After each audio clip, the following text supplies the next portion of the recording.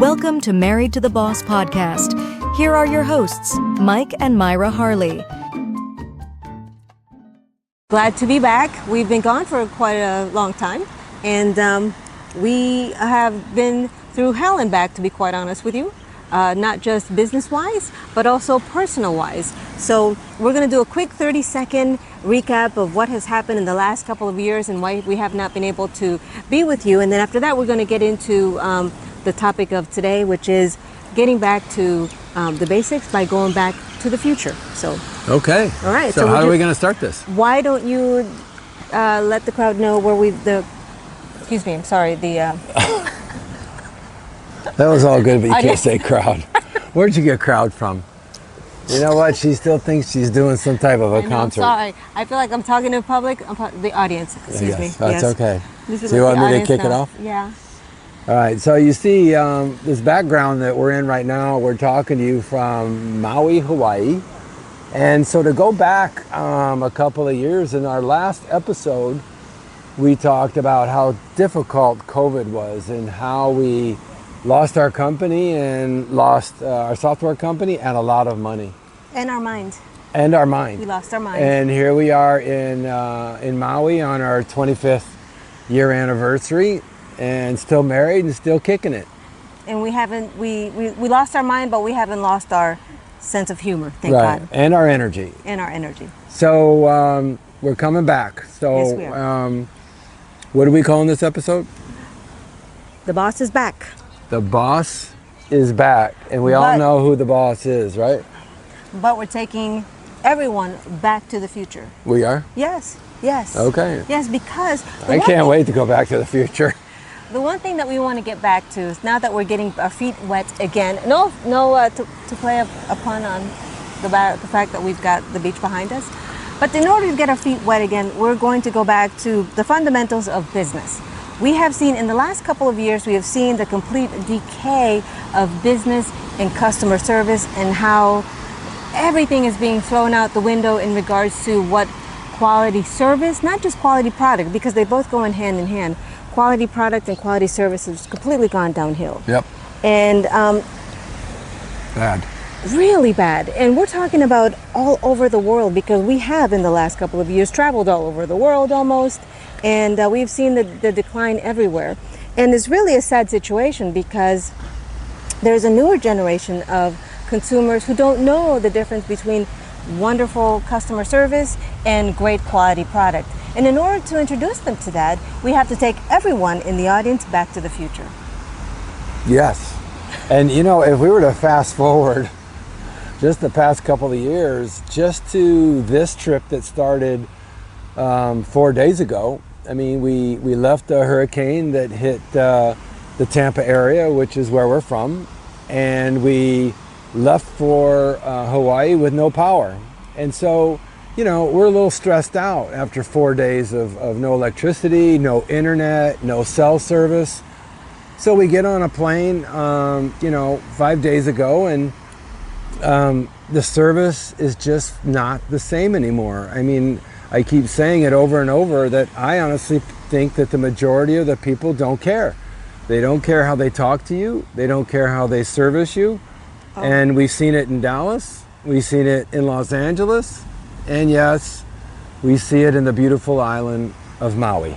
Speaking of the beautiful island of Maui, a chicken's getting ready to hatch some eggs or something on the camera. I'll be back. Oh my gosh. I mean, when we say that we're in Maui, we've got chickens around the tripod, and she just shooed them away, and now she is back. So I'm back. I don't know if they're hatching. If they're hatching, we're taking eggs with us. Oh, no, we're not. It was a gentle, just the presence, and they went away. So anyway, I'll close on this, that on this particular subject, that we wanted to, when we bring the boss back, which this is the boss, but when we Married to the Boss is something special to us because it takes a lot, as we said in previous episodes, to stay married. When you're working together every day, building a company, we have a few companies, and they're startups, and it takes a lot of work and a lot of patience. It does, it does. And considering some of the experiences that we had coming here, Yes. for example, a case in point, let me tell you about our luggage. Yeah, go ahead. The luggage. We check in for our flight after experiencing the hurricane that just hit Tampa Bay. And our flight was delayed because it was the first flight out since the hurricane hit. And naturally, they delayed it a little bit. And therefore, they put us on a later flight in our connection in Atlanta. The one thing that they didn't do is they did make sure that our golf clubs, because we golf where we go travel today, they did not check our golf clubs into the connecting flight. So a real mess ensued. We get to Dallas, our first destination, to find out that our clubs didn't make it with us. And of course, they told us that our clubs were going to get there the day after we left Dallas. And of course, that was not going to work. Right. So, you know, I think it's fair to drop a name. We fly Delta all the time, and Delta's a good airline. They all can make the mistake, but you know, you change our flight and we sit in Atlanta for almost 4 hours. I mean, you would think that our golf clubs would make it through on the next flight, and they didn't. So not only did we get into Dallas late, which we got in around, what time was it? 5 o'clock, 5:30? Was that Dallas time? Dallas time. Oh, Dallas time, yes. Yeah, Central time. Yes. And they just tell us, we don't know where your clubs are. After a lot of phone calls and a lot of heated conversation, the baggage claim area in Dallas talked with the baggage claim area in Atlanta. They found the clubs, and they eventually sent them on a 10:40 p.m. flight, and we picked up the clubs at 1 a.m. with no I'm sorries, no we don't know what happened, no nothing. So coming from somebody who worked in the airline industry years ago, we took care of our passengers. I mean, today that care factor is not in the travel industry. Maybe it is other places, but in the United States, it's going the wrong way. So going back to the future, as he just mentioned, in the previous days of airline customer service, the customer did not even have to ask for the courtesy baggage forwarding and reconnecting of the flight. It was an automatic type of service that the baggage claim service representatives would automatically make sure that that connection flight matched up with the customer's itinerary. Unfortunately, because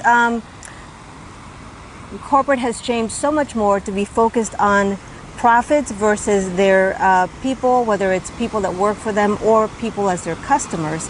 Unfortunately, they've dropped that level of white glove service that results in what we experience, and all it does is just create this out of control hesitation of using the airline again, and it also creates this angst and uncomfortable situation for the customer, where the customer no longer has an enjoyable experience. And of course, they want us to have a pleasurable flying experience, but that makes it a little tough when they don't care about losing luggage that's worth a lot of money. Right. In this case, it's golf clubs. I wish I could show you these chickens below the tripod right now. I'm just having a great time while these guys are digging for something. Anyways, we could tell you a lot of stories, poor service in the last 5 days. We're not going to bore you with that. I've traveled a lot, a few million miles, and I have this new understanding that, you know, if you inconvenience me, I'm going to inconvenience you. We've been inconvenienced over the past 5 days by probably 4 or 5 different companies. You know, the greetings aren't there. The appreciation that you show up, hotels, whatever it may be, no nice welcomes. It's changing in the industry. Now, is this everybody? No, I believe in the 80-20 rule. I believe that 80% of the industry is going the wrong way. I believe that there's 20% that still do it right. But look, if you're going to inconvenience us, then guess what you're going to get online? Not only a poor review, but we're going to do pictures, we're going to tell the story. And you know what? It's not like that we have time to do that. We're running companies. But the fact of the matter is that it's not fair to people that are trying to do their best to travel and have a vacation, have a good time, and then get inconvenienced. So look at it this way. If you're listening to this video, if customer service is not your priority in your company, and if in servicing who? Servicing your customers, servicing your third-party partnerships, whoever you're servicing, if you don't treat them like you want to be treated, I would just say don't start a business, because it's difficult for us. We will not go back to these 4 or 5 companies that we're talking about right now, including Delta, if the customer service is going south. And there's no pun intended on that either, because we know planes can go south. Hey. But go ahead. Okay, so to change that to a more optimistic conversation topic, the other side of the conversation is the importance of understanding that what would set your service, your company, your product apart from the masses out there is to actually focus on the service aspect of your product or service. Because regardless of what it is that you have to offer, there is a level of customer service, whether it's a software product, whether it's a face-to-face spa experience product. There's a level of customer service that we all need to be concerned with, and if you put that above profits, your profits will not only catch up to that level of service, but they'll also exceed it. And what happens is, because there's not enough companies out there who care genuinely for their customers and are not providing that level of service, you as a provider of that product or that service will stand out. And by examining some of the tactics that some of the companies, as an example, I always, and I probably should not, compare my litmus test with airline customer service is always Pan Am Airlines. If any of you out there have no idea who I'm talking about, Pan Am Airlines is the one that set the high expectation of customer service in the airline industry decades ago, before they went under. But they were first-class operation. It didn't matter if you were flying in the back of the plane or flying in the very front of the plane. Customer service level never went down, regardless of what row you were sitting at. They were the epitome of customer service in the airline industry. Now, having said that, because of that airline, everybody wanted to fly that airline. Obviously, other airlines came around, copied the model, and of course, eventually over time, investors got involved, and they're whatever investment company, they're raising money, they're going public, and of course, money became more important, profits became more important. So people and processes went downhill because that wasn't as important in the way that they saw it. It was affecting profits. So, but the sad thing about it is that over time, these large corporations failed to see that the long-term effect of putting profits above people and service is actually a counterintuitive service, because you end up losing customers, and the customers then end up looking for an alternative. And in this case, there's really hardly any alternatives in the airline industry, to be frank. But you could be the exception in your industry. You could be the exception in your whatever product or service it is that you're providing. Compare that to whatever was being done before, and go back to how it was done years ago, when there was no automation, when there was no social media, when there was no everything was word of mouth. And you will see the value of making smaller little tweaks to your service level that will pay dividends into your profit line item. Yeah. So, we're going to kind of wrap this up. Yes. But because this is our first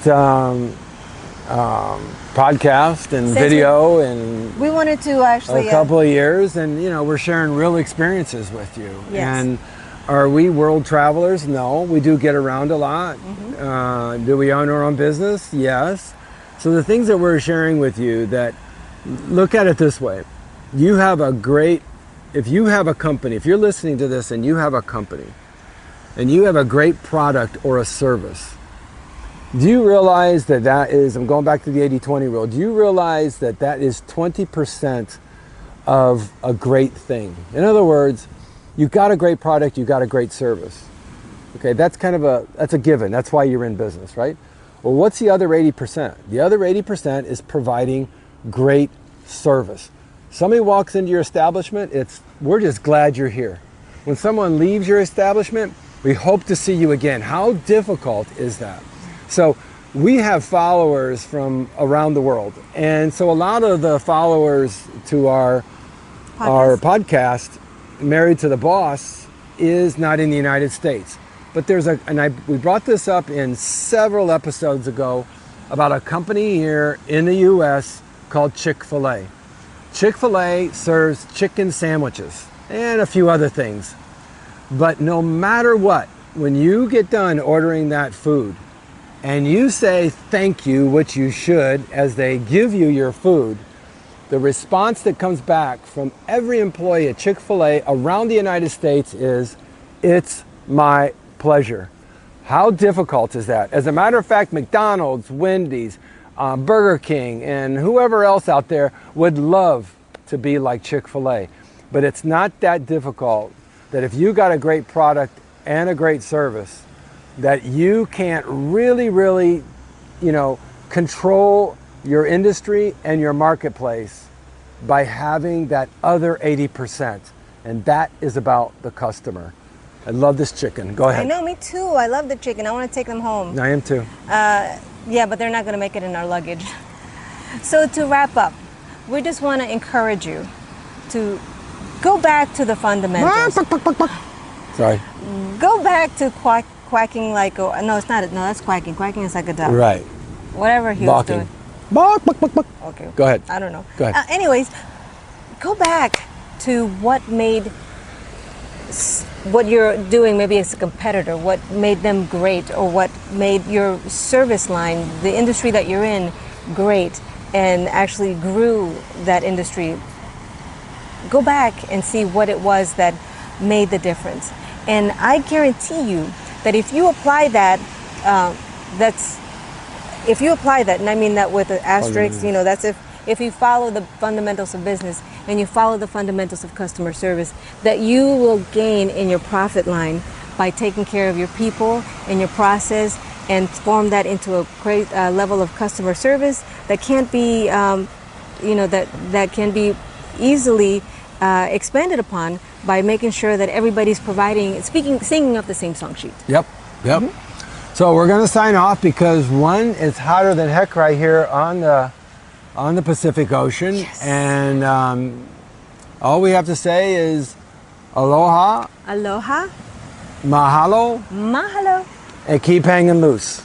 Yes. I still don't know. Just hang loose right here. Keep hanging loose. And if you play golf, keep your head down, hit them straight. Yes. Thanks, everyone. Bye.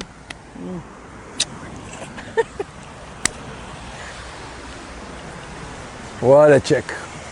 Aren't they cute? Hopefully that thing's still running. That's this week's episode of Married to the Boss podcast. Please join us next week for another episode. Thanks for listening.